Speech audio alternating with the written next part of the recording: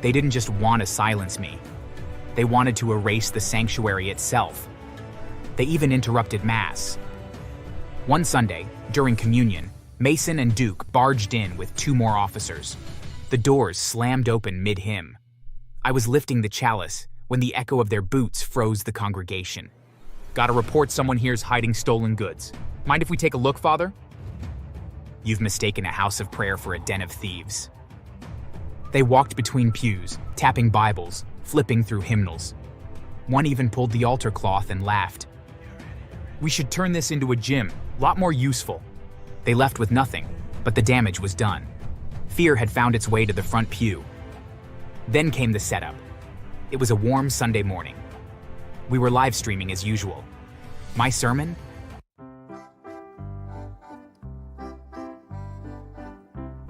Hi everyone, my name is Reverend Eric Odom, and I preach at Holy Spirit Parish. We're a small church nestled at the edge of Jericho Springs, a mixed, modest community that still clings to faith even when the system fails it.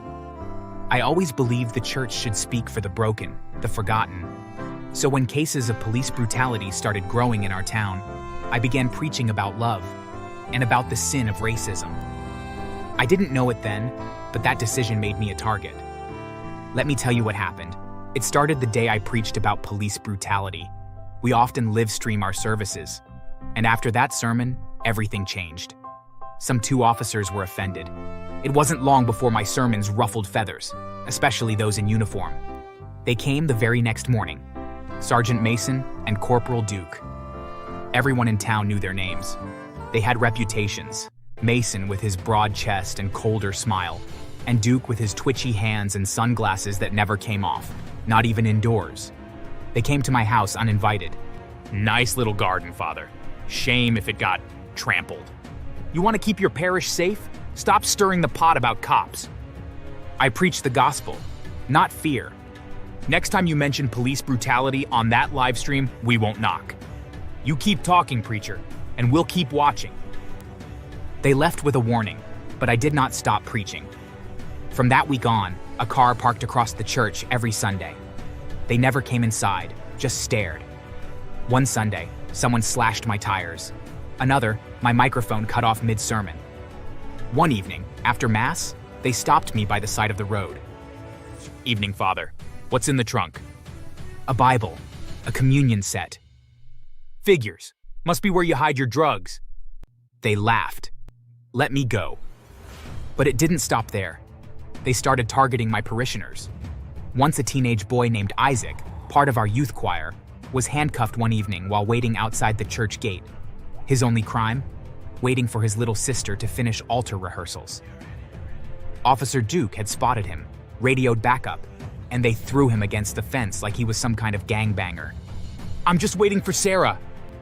"And I'm just doing my job, choir boy." They pushed him into the back of the squad car, handcuffed, in front of the congregation. It took 3 hours and 2 church elders to get him released. No apology, no explanation. Jamila, our gentle organist, 60 years old with arthritis, was leaving the chapel after evening choir practice. She carried her red handbag like always. Duke stopped her right outside the gate. "This yours?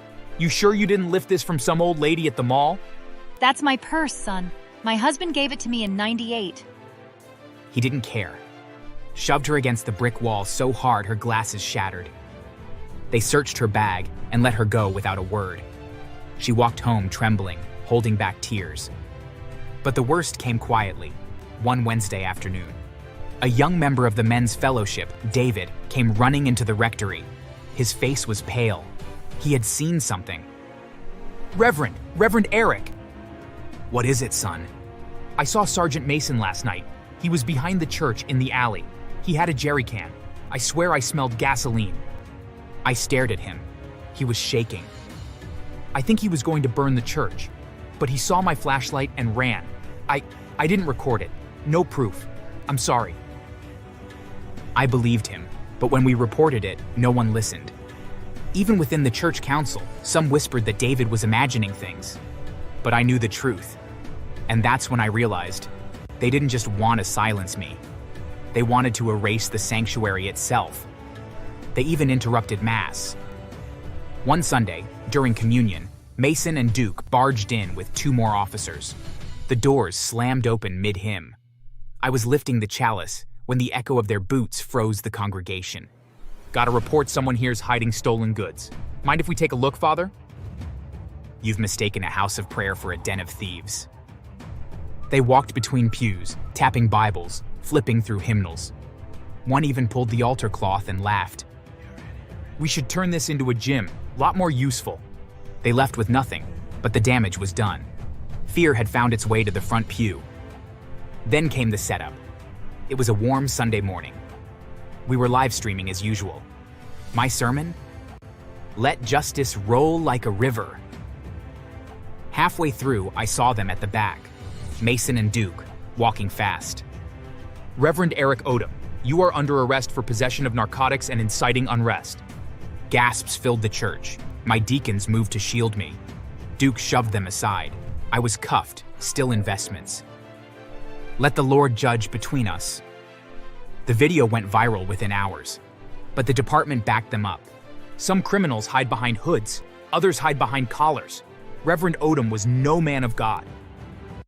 Fake witnesses came forward. CCTV footage showed me meeting a known dealer, footage later proven to be edited.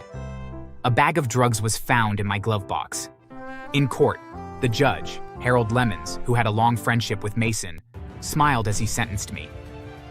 God may forgive you, Reverend, but the law must punish. You will know the truth, and the truth will set you free. I was sentenced to 5 years in state prison. Prison was hard, but not hopeless. My faith kept me warm in cold cells. I began writing, coded letters disguised as biblical parables, to a loyal church member named Marcia, now a young journalist. Each letter contained truth, dates, badge numbers, victims' names. Inside, I earned respect. They called me Father G. Outside, my flock was quietly organizing. Jamal, half blind now after his police beating, became an activist. And a young hacker from my church, Malik, teamed up with another brave member, Tanya, a nursing student by day and genius by night. They broke into Duke's house while he was on duty, downloaded dozens of hours of body cam footage from old flash drives. Some showed them planting evidence. Others showed brutal beatings and laughing about setting people up. Marcia began publishing their stories as the Pulpit Files. But the real trap came through an event we called The Return. The church announced I would preach virtually from prison, a revival. The police feared unrest. They flooded the streets. During the event, a former officer came forward, live, on stream. He confessed, named names. They made me lie. Reverend Eric was innocent. He warned them with scripture, and they hated it. The crowd filmed. Drones hovered overhead. Still, Mason and Duke refused to back down. So Jamal and Malik set the final trap. They staged a fight near an abandoned lot, near a school. Mason and Duke, in plain clothes, arrived. Hidden cameras recorded them planting meth in a teenager's backpack. I ain't done nothing. Shut it. You think we need a reason now? Smile for the devil, boy. Then the trap sprung. Drones flew down, live streaming everything. They tried to run. Mason fled into the woods. Duke vanished for 2 days. But the town rose up. People marched, demanding justice. The police chief, once proud of them, tried to distance himself. We are shocked by this behavior. We've always valued integrity. A manhunt began. Mason and Duke were found hiding in an old hunting shack near Cedar Forest. They were arrested. This time, there were no cameras missing. And guess who sat in the courtroom as they stood in chains? Me, Reverend Eric. Due to newly uncovered evidence, the evidence you once called lies. Gasps. Marcia revealed payments. Judge Lemons had been bribed. He was removed. The charges against me, dismissed. Still, when the truth came out, when the tapes were leaked and the officers were arrested, my name was cleared. After the court cleared me, I returned to Holy Spirit Parish. And you know what? The parish grew. People who once stood from afar now filled the pews. Some who had been silent now sang the loudest. My sermons, about mercy, justice, and unrelenting hope reached far beyond our live stream. It was as though the fire they tried to start only sparked revival. Mason and Duke were sentenced to the very prison they once terrorized. But now, they wore orange. Look who's preaching now, Sergeant. They were beaten, humiliated, spat on, placed in solitary. Guards who once feared them now looked the other way. And Mason and Duke? They went from ruling the streets to being ruled inside prison walls. Their reputation preceded them. The same hands they used to cuff now cuffed them. Ain't you the one who planted dope on my cousin? Guess who's your new bunkmate? Back off. Don't act tough now. Where's your badge, officer? Or did it melt in here? They were beaten, spat on, stripped of power, left in the corner of the same cell block they used to dominate. One morning, they were cleaning toilets. An old inmate passed by and shook his head. You used to think you were God in this town. Now look at you, cleaning up after the real saints. Even the guards turned blind eyes. One of the correctional officers was a man whose brother had been falsely imprisoned years before by Mason. He didn't raise a hand. He didn't need to. His silence was enough. Sometimes the shepherd must walk through fire to save his sheep. And sometimes the wolves forget. The shepherd carries a staff. Thanks for watching. But to lose one of my brothers on top of that was almost too much to bear. I was filled with sadness until I noticed something odd. At the funeral, Marcus seemed almost happy. It was so incredibly unsettling, and it made my blood boil. Marcus, you ghoul! Why are you smiling at a time like this? Well, I guess this means Grandpa's fortune will be split 2 ways now. It's what Tom would have wanted. I had no words. All I could do was bite my tongue and do my best not to cause a scene. His callousness made my stomach churn. I couldn't shake the feeling that something wasn't right. A few days later, I visited Marcus's house to confront him. That's when I saw it. His car parked in the driveway. The front bumper was badly damaged, and it was the same brand of car the police had seen in the security footage. My heart raced as I snapped photos. I took the evidence to the police.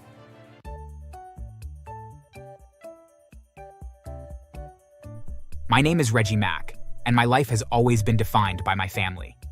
I have 2 brothers, Tom and Marcus. Tom's my rock, my confidant, the kind of brother who would do anything for you and expect nothing in return. Marcus, on the other hand, is complicated. If Tom is the heart of our family, Marcus is the thorn that digs into it. Tom and I always got along well, even as kids. We'd spend our summers building forts in the woods, riding bikes, and staying up late talking about our dreams. Marcus, though, always seemed to feel like the world owed him something. I remember one Christmas when we were kids. Dad had worked overtime for weeks to afford us some nice gifts. I got a Lego set, Tom got a remote control car, and Marcus got the exact gaming console he'd been begging for all year. But instead of being grateful, he sulked. This isn't the deluxe version. I told you I wanted the deluxe version. Marcus, we couldn't afford it. Be thankful for what you got. Thankful? For this? You don't care about me at all. Marcus, what's the big deal? You got what you wanted. You moron, you just don't understand. This version of it is garbage. None of the kids at school will be impressed unless I get the deluxe version. Do you think I want to be seen as a loser like you and Tom? That was Marcus in a nutshell. Selfish, entitled, and impossible to please. Over the years, his behavior didn't improve. I remember another incident when we were teenagers. Grandpa gave us each a small allowance for helping out on his farm. Tom saved his share, I used mine to buy new sneakers, and Marcus spent his almost immediately on snacks and video games. A week later, he came to me. Reggie, can I borrow some money? I'll pay you back next week. You already spent your allowance? That was supposed to last the whole month. Yeah, well, I had things I needed to buy. Come on, don't be a jerk, you've got plenty left. Just help me out. Sorry, Marcus. You should have budgeted better. I have plans for the rest of the money. You're such a selfish prick. I hope you break your leg while running around wearing those new sneakers you bought. By the way, they make you look stupid. I mean, they aren't even a popular brand. It wasn't just about money. Marcus always demanded more attention, more recognition, more everything. Tom and I learned early on to temper our expectations when it came to him. Then there was the time Tom got accepted into his dream college. We threw him a surprise party to celebrate, and everyone was so proud. Well, everyone except Marcus. Oh, great. Another Tom is amazing moment. When is it my turn to be celebrated? Marcus, this is Tom's achievement. Be happy for him. When you get accepted to college, we'll have a party for you as well. Why should I? It's not like he's even going to a good school. Besides, he'll probably flunk out because he is such an idiot. I can't imagine why they even accepted someone as stupid as him. Marcus, how can you speak about your brother that way? He stormed off, leaving everyone feeling awkward. That's just who Marcus was. A black hole of resentment, sucking the joy out of every room he entered. Sadly, he has always been that way. Even when we grew up and moved out, he still stayed the same. Nothing ever could make him act normal. It was Marcus's world, and we all just had the privilege of living in it. At any rate, time sped on by, and one day we got some terrible news. Our grandfather announced to the family that he had been diagnosed with cancer. He'd always been the cornerstone of our family, a self-made man who worked hard to give his children and grandchildren opportunities. He worked so hard, in fact, that he had amassed quite a large fortune. He took the money that he earned from his farm and invested it every year, and he had made himself quite wealthy as a result. When he called us to his bedside, we knew it was serious. I don't have much time left, boys. When I go, everything I've worked for will be split equally among you three. I've already spoken to your parents, and they agree that it is the best choice since they're doing well enough on their own. I trust you'll honor my legacy and look out for each other. Of course, Grandpa. Thank you for trusting us. We won't let you down. Well, about that, I've been thinking. Since I've had a harder time than these two, maybe I should get a bigger share. Marcus, I've made my decision. My wealth will be split evenly. It's final. The look on Marcus's face was pure indignation. Both Tom and I could tell that Marcus was not thrilled that he would have to share the inheritance at all. Over the next few weeks, he started planting seeds of discontent. Reggie, you don't even need the money. You've got a good job. Why not let me take a bigger share? Because Grandpa wanted it split equally. That's what he wanted. Besides, I could really use the money. You're so selfish, Reggie. I've always known it. Selfish how? For crying out loud, Marcus, why can't you ever be satisfied with anything? Because unlike you, I'm not a loser. I deserve it more than either you or Tom. He started harassing Tom too, calling him daily to demand that he give up part of his inheritance. Tom, however, wasn't as kind as I was, and he told him off more than once. Come on, Tom. Be reasonable. You don't even have kids. What do you need all that money for? Marcus, it's not about need. It's about honoring Grandpa's wishes. And if you don't like it, then you can take a long walk off a short pier. You'll regret this, Tom. Then, the unthinkable happened. One rainy evening, I got a call from the police. They told me that there had been a terrible accident and that I needed to come over right away. Mr. Mack, I'm sorry to inform you that your brother Tom was killed in a hit-and-run accident. You can't be serious. Do you have any suspects? At the moment, no, but we are investigating some leads, I promise you. Grief consumed me. Tom was the glue that held our family together, and now he was gone. It was bad enough that our grandfather was ill and would likely die soon, but to lose one of my brothers on top of that was almost too much to bear. I was filled with sadness until I noticed something odd. At the funeral, Marcus seemed almost happy. It was so incredibly unsettling, and it made my blood boil. Marcus, you ghoul! Why are you smiling at a time like this?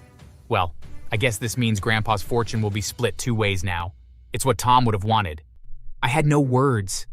All I could do was bite my tongue and do my best not to cause a scene. His callousness made my stomach churn. I couldn't shake the feeling that something wasn't right. A few days later, I visited Marcus's house to confront him. That's when I saw it. His car parked in the driveway.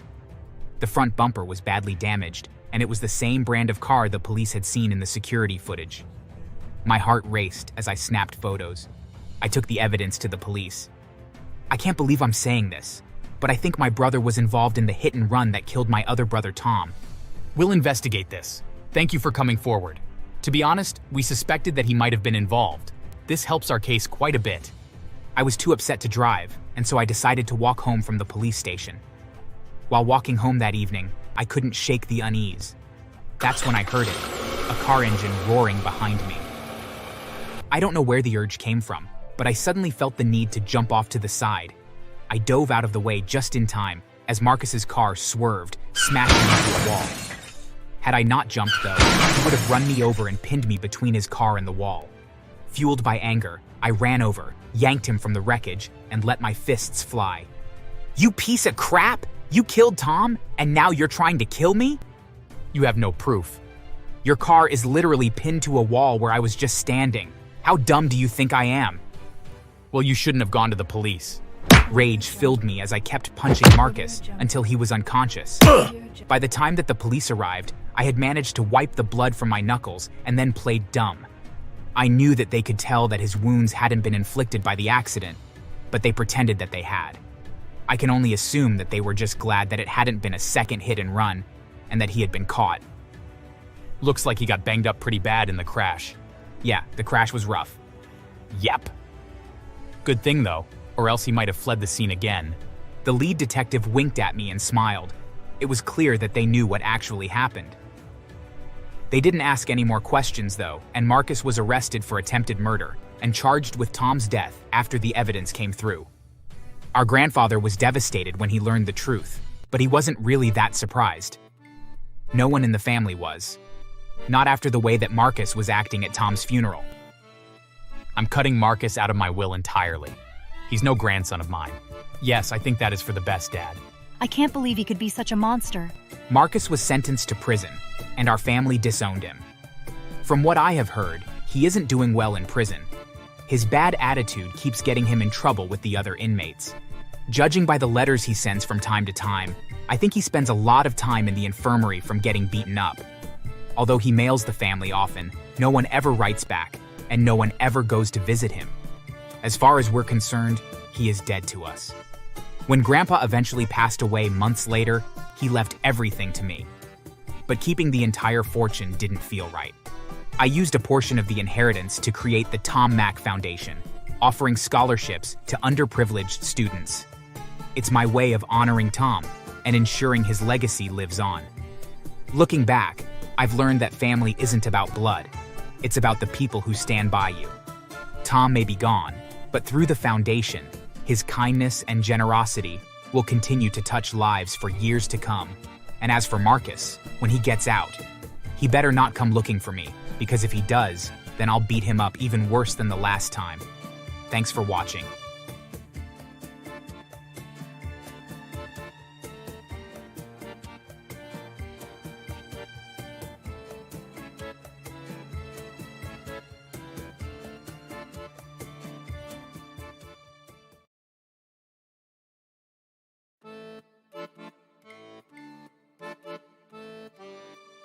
I'm not the kind of woman who chases glory or begs for love, but I've got a story that burns in my chest, one that I need to tell. My name is Penelope, and I have a daughter who calls me Mom, even though I didn't biologically birth her. But this isn't about me. Not really. It's about my sister, Clara, her golden child, Lily, and the daughter she discarded, Emma. I grew up with Clara in a crumbling apartment in a city that chewed up hope and spat it out. Our parents were ghosts. Our dad left when I was 6. Mom drowned her sorrows in cheap wine until she passed when Clara was 16, and I was 19. I raised Clara. I worked double shifts at a laundromat and a gas station to keep us fed. Clara was my world, my little sister. She was basically all I had. I thought we'd always be close, but life has a way of cracking those illusions. Clara got pregnant at 18, married a deadbeat named Greg who vanished before Emma was born. I was there, holding her hand in the hospital, promising I'd help raise Emma. Clara was my little sister, after all. I couldn't watch her suffer while raising her child alone. But Clara rejected Emma not just out of neglect, but due to a deep-seated, irrational resentment tied to Emma's resemblance to Clara's ex, Greg, the deadbeat father who abandoned her. But 4 years later, Clara had Lily with another man who didn't even stick around. From the moment Lily opened her big blue eyes, Clara changed. Emma, the sweet, quiet 4-year-old, suddenly became invisible. Lily was Clara's sun, moon, and stars, and me, I became Emma's everything. Clara's apartment was a battlefield of neglect. The walls were stained yellow from her chain smoking, the fridge often empty unless I stocked it. Emma wore hand-me-downs from thrift stores, and her sneakers were held together with duct tape. Lily, though, pranced in sparkly dresses, her hair always braided with ribbons, her toys piling up in corners. Clara would coo over Lily, calling her my little princess, while Emma would sit alone, clutching a tattered sketchbook. I'd moved out by then. I rented a one-bedroom nearby while working as a cashier and studying part-time for a nursing degree, but I couldn't leave Emma behind. At 7, she was so brilliant, always solving math problems I couldn't, drawing beautiful cityscapes in her notebook, dreaming of becoming an architect. Her teachers raved, said she could go far, but Clara didn't care. She'd snap whenever I brought up her potential. Emma's fine. Lily needs me more. She's delicate. That was Clara's excuse for pouring every dime into Lily. When Emma needed glasses at 9, Clara scoffed. If her eyes get too bad, she can squint. Or does she not know how to do that? I ended up dipping into my savings and paying for the glasses. When Emma won a school art contest, Clara didn't show up because Lily had a dance recital the same day. I was there, clapping so hard my hands stung, while Emma beamed with her prize ribbon pinned to her faded sweater. By the time Emma was 12, Clara's favoritism was a knife in my gut. Lily, at 8, was spoiled rotten, throwing tantrums if she didn't get the latest doll or glittery shoes. Clara indulged her every whim, taking out credit card debt to buy Lily a tablet, while Emma used my old laptop to research building designs. I begged Clara to see Emma's talent and give her a chance. Emma's too serious, Penelope, always moping with her drawings. Lily's got charisma, star quality. She'll be somebody. Trust me, she'll be way better than Emma. But Emma's got real talent, Clara. She could design skyscrapers one day. Don't you see that? Skyscrapers? Please, she's just a kid. Lily's the one with a future. You're too soft on Emma, always babying her. I wasn't even babying her. I was raising her and believing in her. By 13, Emma was spending most nights at my place. I'd cook her dinners, help with homework, and listen to her dreams. Clara never noticed Emma's absence. She was too busy with Lily's dance lessons, pageants, whatever fad Lily latched onto. But I didn't mind. Emma was my light. Her strength pulled me through my own exhaustion. When Emma turned 15, she got a partial scholarship. She was so excited, sketching blueprints in her spare time, talking about college. I was so proud I could have burst. But Clara barely even glanced at the acceptance letter. Mom, the scholarship covers most of it. I just need a little help with fees and books. Money's tight, Emma. Lily's got a pageant coming up, and costumes aren't cheap. Ask your Aunt Pen. But Mom, Aunt Pen does so much already. I can't bother her again. If you can't bother her, then forget about it. Look, don't talk to me about this again. Lily's got a shot at nationals. I still have to spend on that. Stop being selfish, will you? My blood boiled when Emma told me what happened. I covered the fees, bought her books, even got her a secondhand graphing calculator. Clara didn't thank me. She didn't even ask how Emma was doing. That same year, Lily, at 11, demanded a new phone, the kind that cost $1,000. Clara took out another loan, maxed out another card. Emma didn't have a phone. She used mine when she needed to call friends. At 16, Clara invited me over for a family talk. She made sure Emma was present too. I knew it wouldn't be good. Emma, you're old enough to work. The restaurant in the next street needs waitresses. You should start next week. But Mom, school's intense. I'm applying for college soon. I can't work yet. Don't talk back. Lily's got big things ahead. We need the money. I can't do it alone. You have to work. Aunt Pen, please help me. Clara, this is insane. Emma's got a scholarship, a future. Let her focus on that. You stay out of this, Penelope. She's my kid, not yours. She needs to contribute. Emma had no choice. She started at the restaurant, bussing tables for 8 hours after school. Then Clara got her a weekend job at a grocery store, ringing up cans and boxes until midnight. Emma's grades slipped. She always had dark eye bags from exhaustion. Every paycheck went to Clara, who funneled it into Lily's endless wants like new leotards, private dance coaches, a custom pageant gown that cost $2,000. Emma, you're so boring, always working. Bet you wish you were me, huh? No, I wish I was in school, Lily. I'm working so you can have all this stuff. Whatever, Mom says I'm the star. You're just there. Lily's words made Emma feel so sad, but it also made her decide that she wasn't going to be Clara's pawn forever. She stopped handing over her hard-earned money. She told Clara she wasn't going to fund Lily's dreams anymore. That same night, Clara kicked her out. It was raining heavily when Emma knocked on my door. She didn't cry. She just looked at me with her tired, beautiful eyes and asked if she could stay. I didn't hesitate. I wrapped her in a blanket, made her tea, and promised she wouldn't have to work anymore. She'd focus on school, and I'd handle everything else. Clara didn't call, not even once. A week later, I bought Emma a new phone. She used it to start posting her art online. Cityscapes, futuristic bridges, dreamy tree houses. Her hands always moved fast, ideas pouring out faster than she could sketch. People started noticing. At first, it was just likes and shares. Then people started ordering for her arts. I was so proud of her. She was 17, juggling school and deadlines for digital pieces people paid her to create. One night, after 3 months, she dropped a thick envelope on our little dining table. I saved up $2,000. I want you to have it. For everything. I stared at the money in shock. I felt so proud that I didn't know when I burst into tears. I added $3,000 to the money and invested it in a small startup project I'd been eyeing for months. Unexpectedly, 1 month later, it paid out. $10,000 in our names. We screamed, danced, and cried. I immediately bought us a better place that was Emma's choice. I got her new clothes, proper skincare products, and shoes that didn't pinch her feet. I also bought her a better phone. In barely 2 months, Emma changed so much. She proudly posted pictures of herself. The new phone made the pictures of her art very clear too. And of course, the internet noticed. Brands started reaching out, wanting her to model their products. They said she was perfect for the camera. I followed her everywhere, made sure she stayed safe, reminded her to eat and rest.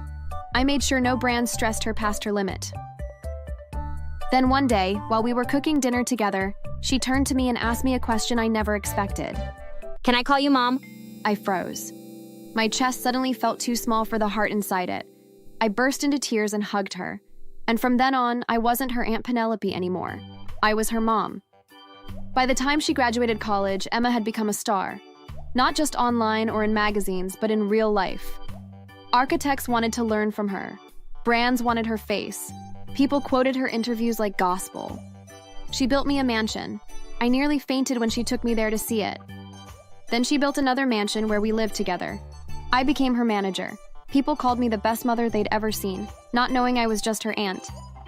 I wanted to correct them at first, but Emma reminded me that I was her mom now, so they were right. I loved her so much. One day, Clara and Lily suddenly appeared.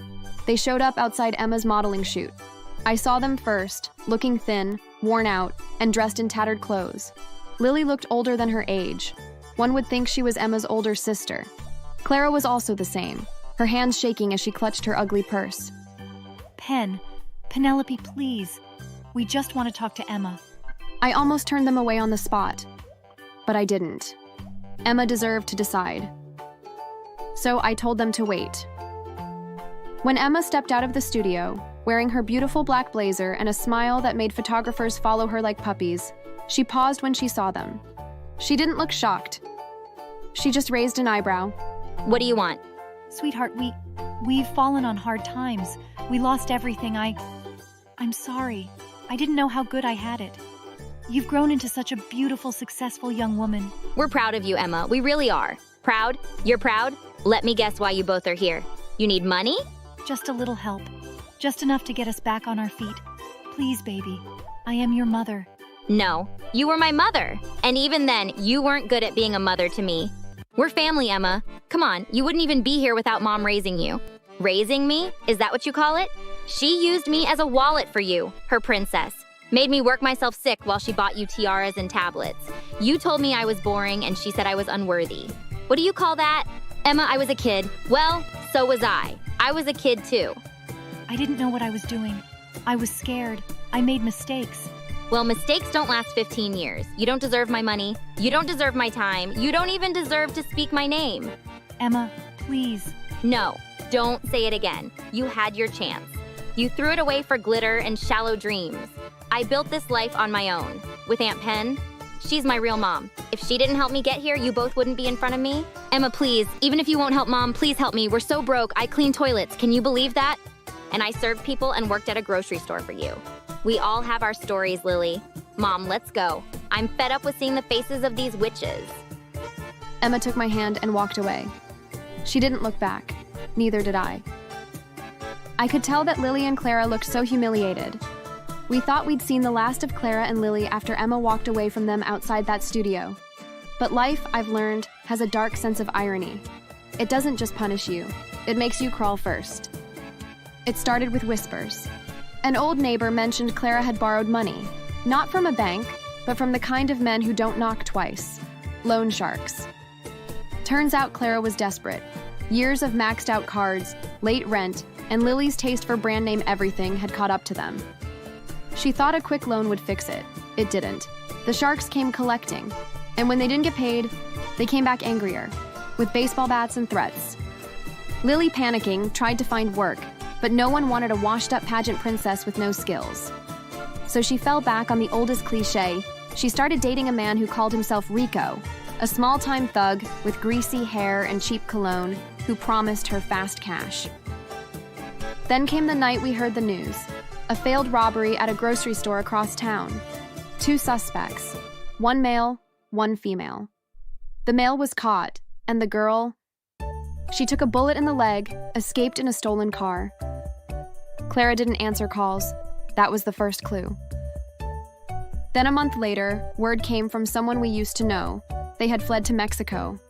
Clara, older and more broken than ever, now forced to care for her injured daughter.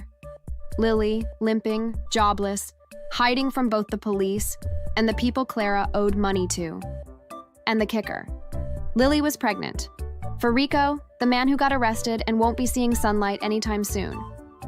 They tried to contact Emma, first through emails, then a handwritten letter from some dusty border town with no return address. Emma didn't respond. Then they started calling from strange numbers, leaving voicemails that always began with, "Emma, it's your mother. Please, just listen." Emma didn't listen. I offered to screen her messages, and she let me, but even I grew cold whenever I saw their names. Last we heard, they were flipping burgers in some roadside diner near Tijuana.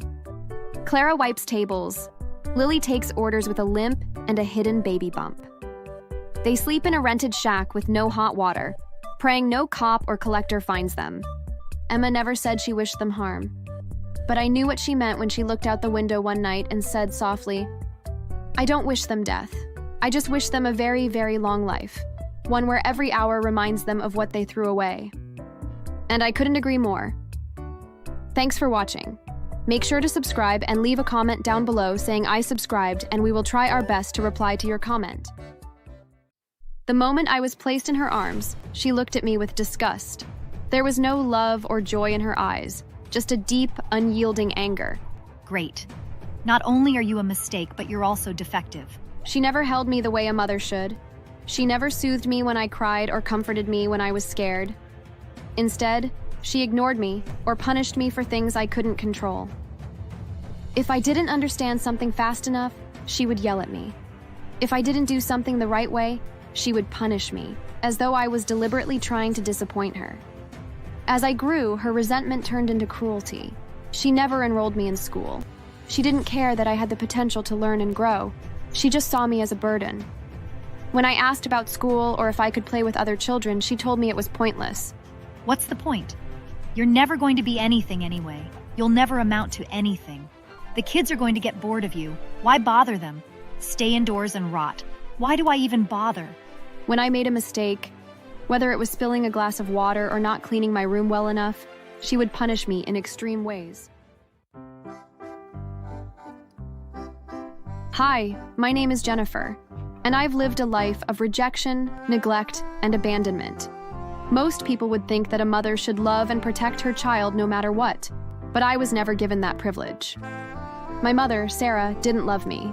She resented me, hated me, in fact. She couldn't stand that I existed, and it wasn't just because I had Down syndrome. I ruined her life, or at least that's what she always told me. To understand why she hated me so much, you have to know how I came into this world. It wasn't the story of a loving couple bringing a child into the world with hope and excitement. No, my story started with a mistake. At least, to her it was. Sarah was rebellious from the start, the black sheep of the family. She didn't want to live by anyone's rules, especially her parents, who were strict, old-fashioned people.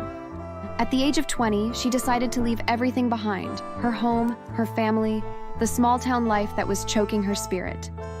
She wanted more than what her parents expected of her, and she thought she'd find it in the big city. It didn't take long for her to meet someone who promised her the excitement she craved. His name was Jack, and he was everything she wanted. Their affair was nothing more than a brief fling, but it would have lifelong consequences. When Sarah found out she was pregnant, her world collapsed. The life she had envisioned was gone in an instant. She was 21, pregnant, and scared. She thought about aborting me but couldn't bring herself to go through with it. Instead, she chose to keep me, but her bitterness grew every day. She began telling me how everything is my fault right from when she was still pregnant with me. She would always say how I ruined everything from her, as if I'd personally asked to be brought to Earth. When I was born, she wasn't happy. I wasn't the beautiful, healthy baby she'd hoped for. I had Down syndrome, a diagnosis that made her hate me even more. The moment I was placed in her arms, she looked at me with disgust. There was no love or joy in her eyes, just a deep, unyielding anger. Great. Not only are you a mistake, but you're also defective. She never held me the way a mother should. She never soothed me when I cried or comforted me when I was scared. Instead, she ignored me or punished me for things I couldn't control. If I didn't understand something fast enough, she would yell at me. If I didn't do something the right way, she would punish me, as though I was deliberately trying to disappoint her. As I grew, her resentment turned into cruelty. She never enrolled me in school. She didn't care that I had the potential to learn and grow. She just saw me as a burden. When I asked about school or if I could play with other children, she told me it was pointless. What's the point? You're never going to be anything anyway. You'll never amount to anything. The kids are going to get bored of you. Why bother them? Stay indoors and rot. Why do I even bother? When I made a mistake, whether it was spilling a glass of water or not cleaning my room well enough, she would punish me in extreme ways. One time, I accidentally broke her favorite vase while dusting. She didn't speak to me for days after that. She locked me in my room, refusing to feed me. When she did let me out, she told me I was a failure. You can't do anything right. You don't deserve anything from me. It wasn't just neglect. It was active hatred. She took pleasure in my suffering. Every time I would reach out for affection, she would pull away. I learned to stop trying because it only made things worse. By the time I turned 10, things had only gotten worse. Sarah had met a man named Victor. He was different from Jack. He was controlling and manipulative, but Sarah was in love with him, or at least she thought she was. When they started dating, she changed. She became more distant and cold, and the cruelty she showed me became even more pronounced. Victor didn't like me. He didn't like that I existed.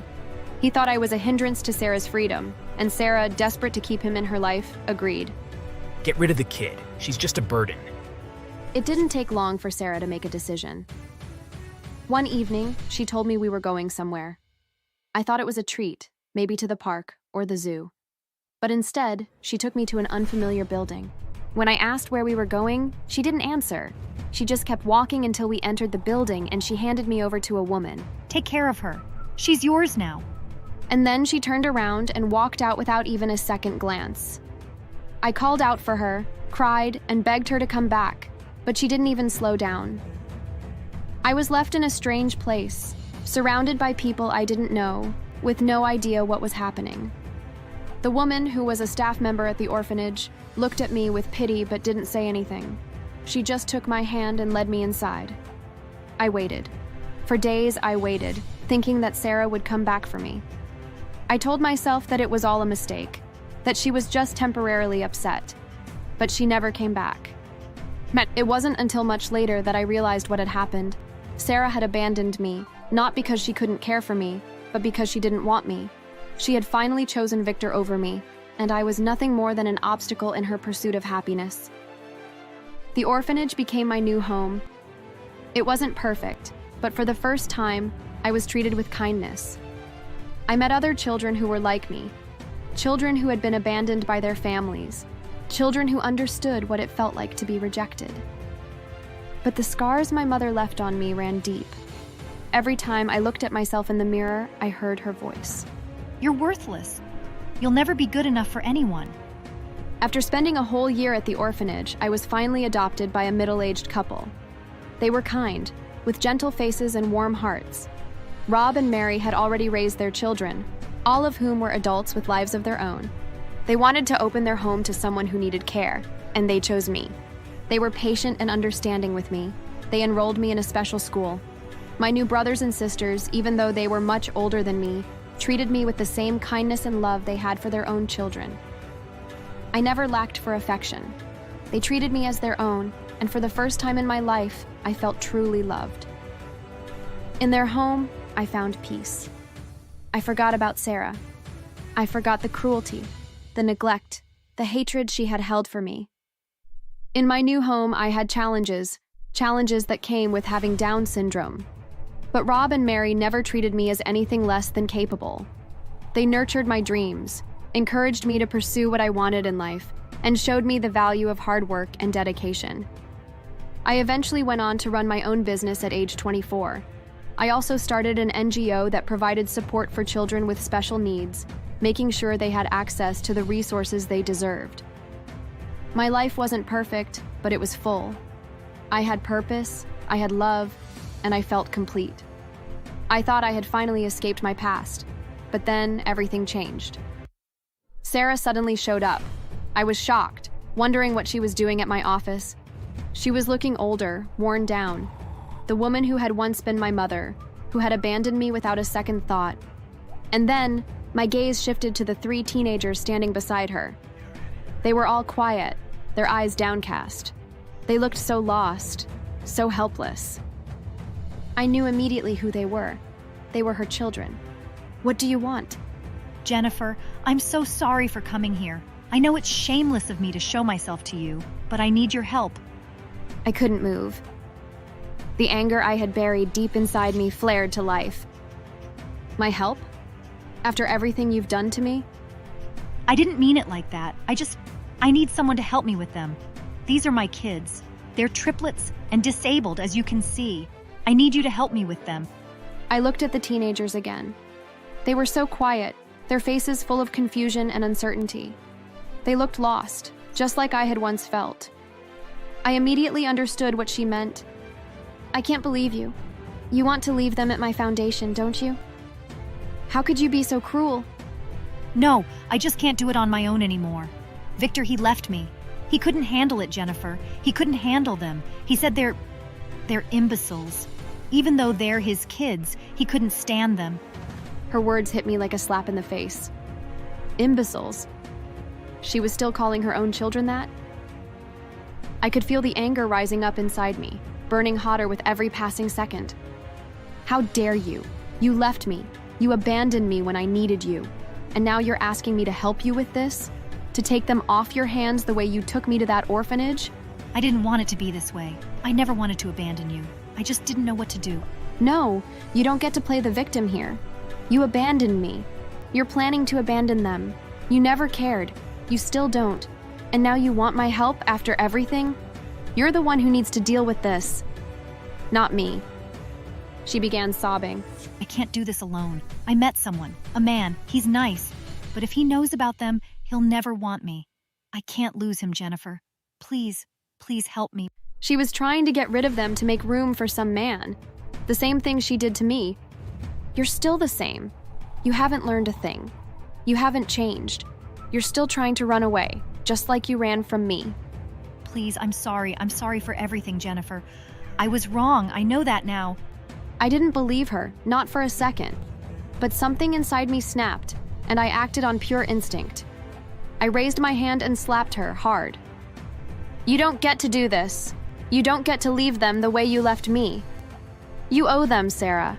You owe them everything. You're going to take care of them. But how will I even do that? Don't you dare yell at me. I'll help you find a job. But if you try to leave them again, if you try to abandon them like you did me, I swear I'll make sure the police find you. You'll pay for what you've done. Okay, I'll do anything. Please just help me. Help me do better.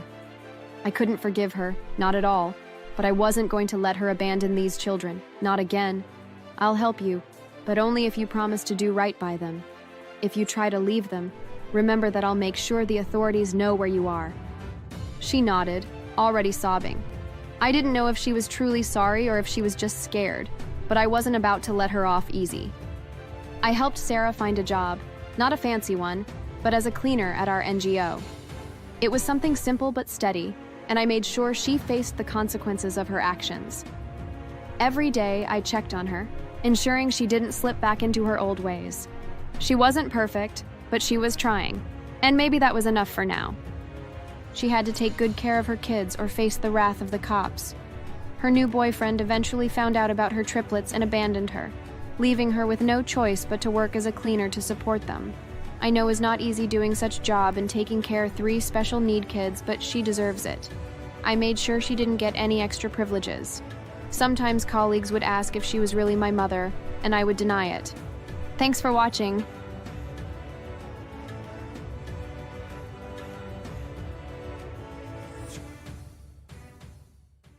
One day, while interviewing candidates for a secretary position, I was shocked to see Melanie walk into my office. She looked nothing like the confident bully I remembered. She looked scared and was avoiding my eyes. Chloe, I didn't know this was your company. I'm sorry. Oh, don't be sorry. It seems life has brought us back together. Let's see if you're qualified for the job. I hired her, but not out of kindness. I was determined to make her feel the humiliation I'd endured for years. From her first day, I assigned her the most degrading tasks. Melanie, the supply closet is a mess. Clean it out by the end of the day. I don't want to meet it dirty tomorrow. The closet was an absolute disaster. It was dusty, cluttered, and filled with junk. It took her hours. When she finished, I handed her a stack of documents to copy. I was told that the copier's broken. Well, that's your job to figure out. I need it today. She struggled with the machine for over an hour before fixing it, only for it to jam again. I didn't care. Luckily for her, she was able to submit it that day. In meetings, I made sure to call her out publicly. "Melanie, didn't I ask you to take out the trash? Why is it still there?" She shamelessly stood up, picked up the trash can, and went to empty it. I made sure to assign her tasks that weren't even hers, like taking out the trash and sometimes cleaning my office toilet. Hi, my name is Chloe. Growing up, my life seemed perfect to outsiders. My parents were wealthy and loving, always wanting to help those in need. One of the people they helped was my mom's best friend, Aunt Ruth. She didn't have much money, and her daughter Melanie was the same age as me. My parents paid for her school fees, bought her books, and even gave her money for extra things. At first, I didn't mind. I thought we would be close since we were practically growing up together. But Melanie was far from the kind, grateful person everyone thought she was. She was cruel, manipulative, and made it her mission to make my life miserable. It started in middle school. I remember the first time she made me cry. I had a new dress that my mom had bought for me. I loved it so much and was excited to wear it to school. As soon as Melanie saw me in it, she sneered. Nice dress, Chloe. Did your mommy pick it out for you? You look like a doll in a toy shop. Fake and stupid. Her friends laughed, and I felt my face burn. I tried to ignore her, but the snide comments didn't stop. During recess, she accidentally spilled juice all over me and laughed, claiming it was an accident. Everyone around her laughed too, and I just stood there, humiliated. By high school, her bullying had escalated. She would steal my notes during class and flush them in the toilet. One time, I had spent weeks working on a science project. It was perfect, a detailed model of the solar system. The night before it was due, Melanie came over under the pretense of borrowing a book. When I wasn't looking, she knocked the model off the table, shattering it into pieces. Oops. My bad. How can I be so clumsy? Sorry, Chloe. Guess you'll have to start over. I cried throughout that night, trying to rebuild it. By morning, what I had didn't look so good anymore. I got a very low mark for the project, and Melanie laughed in my face. I was devastated. I tried to tell my parents about her behavior, but they always brushed it off. Melanie's had a hard life, Chloe. Be patient with her. She's probably just teasing you. You're the bigger person, sweetheart. Let it go. So, I did. I swallowed my tears and kept quiet. But Melanie only grew bolder. In 11th grade, she started spreading rumors about me. She told everyone that I was only passing my classes because my parents paid off the teachers. One day, I arrived late to the cafeteria. The moment I walked past Melanie, she yelled, It must be nice to have rich parents to clean up your messes. I could feel everyone's eyes on me. I wanted to yell at her, to defend myself, but I couldn't. She had a way of making me feel so small, so powerless. That year, she also started sabotaging my friendships. Whenever I made a new friend, Melanie would find a way to turn them against me. She would tell them lies about me, claiming I was arrogant or selfish. Slowly, I found myself isolated. When we got to college, I hoped things would get better, but they didn't. If anything, Melanie became even more vicious. In college, I started having eye problems, but Melanie would always steal my glasses, leaving me stressed and frustrated in class. I was forced to start using contact lenses. Melanie seemed to take pleasure in making my life unbearable. One time, during a group presentation, Melanie convinced the rest of the group to exclude me. They presented without me, and I ended up getting a failing grade. When I confronted her, she just shrugged. Maybe if you weren't so useless, people would actually want to work with you. Don't blame me for your misfortune. Another time, she embarrassed me in front of the entire dorm. I had left my laptop on my bed while I went to the bathroom. When I came back, Melanie had gone through my private messages and found some personal notes I had written to myself. She printed them out and taped them all over the dorm's bulletin board. Whenever I passed, she would laugh loudly and talk about me to my face. Look, everyone, there's our upcoming depressed poet. I wonder when she'll kill herself. I got nicknamed Depressed Poet. The humiliation was unbearable. I locked myself in my room for days, too embarrassed to face anyone. One day, I couldn't take it anymore. I broke down and told my parents everything. They were shocked at first and promised to talk to Aunt Ruth. When Aunt Ruth confronted Melanie at our house, she put on her best innocent act. Chloe's lying, Mom. She's just jealous and making things up because people like me more than her. But Aunt Ruth didn't buy it. She scolded Melanie, warning her to stop her behavior. I felt a flicker of hope, thinking things might finally change. I was wrong. The next day at school, Melanie cornered me in the hallway. So you ran crying to Mommy and Daddy, huh? Big mistake, Chloe. She shoved me against a locker and glared at me with pure hatred. You think you've seen the worst of me? Watch your back. True to her word, she made my life twice as hard. She stole my assignments, leaving me scrambling to redo them. She hacked into my social media account and posted embarrassing photos of me. She even told one of my professors that I had plagiarized an essay, which almost got me expelled. The final straw came during our senior year of college. I was part of a theater production, and I had landed the lead role. It was one of the few things I was genuinely proud of. On opening night, Melanie sabotaged my costume by pouring glue all over it. When I confronted her backstage, she just smiled. Break a leg, Chloe. Literally. I ended up borrowing a spare costume and performing anyway, but the damage was done. Melanie had ruined yet another moment for me. On my graduation day, which was supposed to be one of the happiest days of my life, Melanie ruined it. My parents and Aunt Ruth were present. After the ceremony, I went to take pictures with my family. Aunt Ruth joined us, and for a brief moment, I thought the day would end without drama. But Melanie wasn't done with me yet. As we were taking pictures, I realized my bag was missing. I panicked because it contained my phone, wallet, and some personal items, including a small journal where I had written about all the torment Melanie had put me through over the years. I excused myself to go look for it, but I heard Melanie's laughter. I followed the sound and found Melanie and her friends reading my journal. Can you believe she actually wrote all this? What a crybaby. She's been whining about me for years. How pathetic. I was so angry and went to confront her, but she and her friends suddenly began beating me up. Thankfully, my parents and Aunt Ruth had been nearby. They followed the sound of my screams and found us there.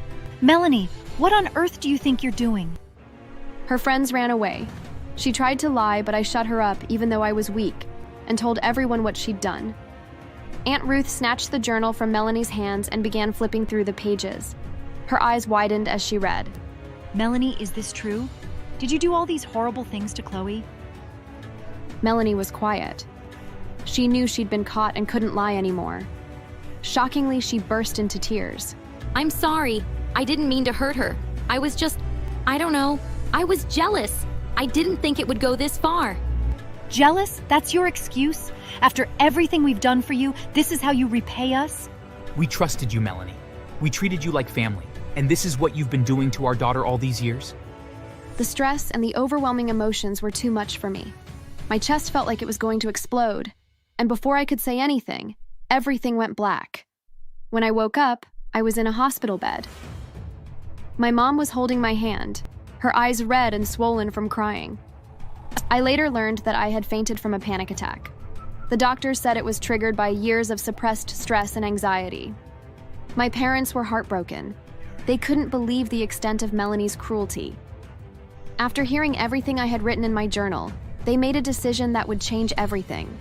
They gave Aunt Ruth a large sum of money, enough to ensure she and Melanie could stay afloat without us. Then they told her to stay away. I'm sorry, Ruth, but we can't do this anymore. Your daughter has caused too much pain. For Chloe's sake, we need to distance ourselves. It was the hardest thing my mom had ever done. Aunt Ruth cried and begged for forgiveness, but my parents stood firm. The friendship between our families was shattered, but it was the right thing to do. Years later, I had started my own company, a successful one at that. One day, while interviewing candidates for a secretary position, I was shocked to see Melanie walk into my office. She looked nothing like the confident bully I remembered. She looked scared and was avoiding my eyes. Chloe, I didn't know this was your company. I'm sorry. Oh, don't be sorry. It seems life has brought us back together. Let's see if you're qualified for the job. I hired her, but not out of kindness.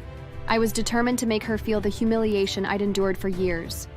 From her first day, I assigned her the most degrading tasks. Melanie, the supply closet is a mess. Clean it out by the end of the day. I don't want to meet it dirty tomorrow. The closet was an absolute disaster. It was dusty, cluttered, and filled with junk. It took her hours. When she finished, I handed her a stack of documents to copy. I was told that the copier's broken. Well, that's your job to figure out. I need it today. She struggled with the machine for over an hour before fixing it, only for it to jam again. I didn't care. Luckily for her, she was able to submit it that day. In meetings, I made sure to call her out publicly. Melanie, didn't I ask you to take out the trash? Why is it still there? She shamelessly stood up, picked up the trash can, and went to empty it. I made sure to assign her tasks that weren't even hers, like taking out the trash and sometimes cleaning my office toilet. One time during our meeting, I even told her to serve coffee to guests. Make sure you smile. You're ugly enough. Don't add a frown to it. We wouldn't want them to think we hire monsters here. I knew she hated my guts, but she had no choice. During the company's annual gala, employees were allowed to bring guests, but I excluded her, claiming there wasn't enough space. You understand, don't you? Nothing personal. I was aware how hurt she was, but I didn't care. In fact, I loved it. I posted pictures of the event all over social media, ensuring she saw them. I included all my employees, except her. Over time, Melanie began to crumble. I knew she would give up soon, but I didn't expect it to be barely 6 months later. Her breaking point came when I scheduled her for a last-minute presentation to the board, knowing she wasn't prepared. Don't worry, Melanie. I'm sure you'll do fine. She stumbled through it, her voice shaking while the board members exchanged unimpressed glances. Finally, one afternoon, she entered my office, tears streaming down her face. I'm sorry for everything I did to you, and I know you're getting back at me. I can't blame you because I know I deserve this. Please forgive me. I can't take it anymore. I don't accept your apology because if you're in this situation again, I'd still every way to get back at you. Always remember that actions have consequences. She quit that day. I didn't like that she quit so early, but I was satisfied to let her have a taste of my own cruelty. She tried getting jobs elsewhere, but I spread rumors about her being a poor employee, so no one wanted to hire her. She eventually got a job taking care of elderly women. I know she hates it. She even posted about how an elderly woman spat on her and slapped her. She deserves everything she's getting. What do you think, guys?